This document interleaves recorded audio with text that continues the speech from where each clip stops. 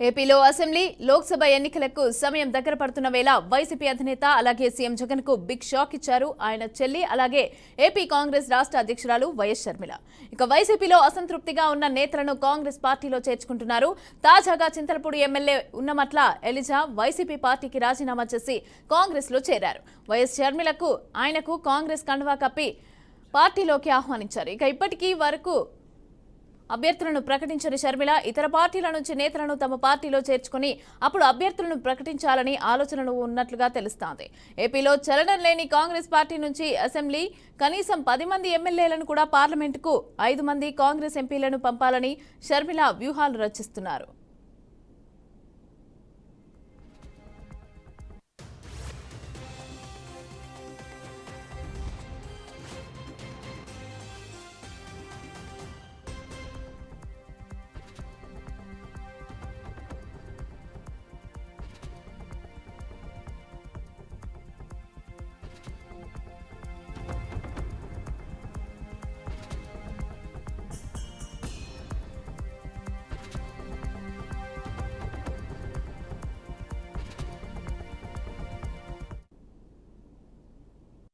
రోజు మరి గౌరవనీయులు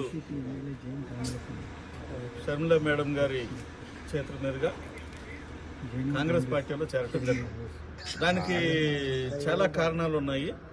చింతలపూడి నియోజకవర్గంలో స్థానికంగా నెలకొని ఉన్నటువంటి కొన్ని రాజకీయ పరిస్థితుల వల్ల నేను అక్కడ ఎమడలేక పార్టీని వదిలిపెట్టి బయటకు రావటం జరిగింది. అక్కడ స్థానికంగా మరి కొంతమంది నా మీద కక్ష కట్టి అనేక రకాలుగా నన్ను ఇబ్బంది పెట్టాలని, అవమానపరచాలని చాలా అంటే హేయమైన చర్యలకు పాల్పడ్డారు.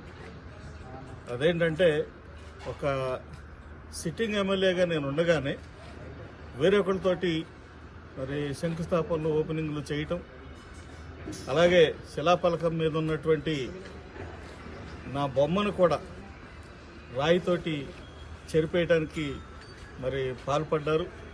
అలాగే శిలాఫలకం మీద ఉన్న పేరు కూడా తీసేశారు. మరి ఇలాంటి దుర్మార్గమైనటువంటి పరిస్థితుల్లో అక్కడ స్థానికులు కొంతమంది పెత్తందారులు, ఆ పెత్తందారులు చేసినటువంటి దుర్మార్గమైనటువంటి చర్యలు నేను పార్టీ అధిష్టానానికి తెలియజేశాను.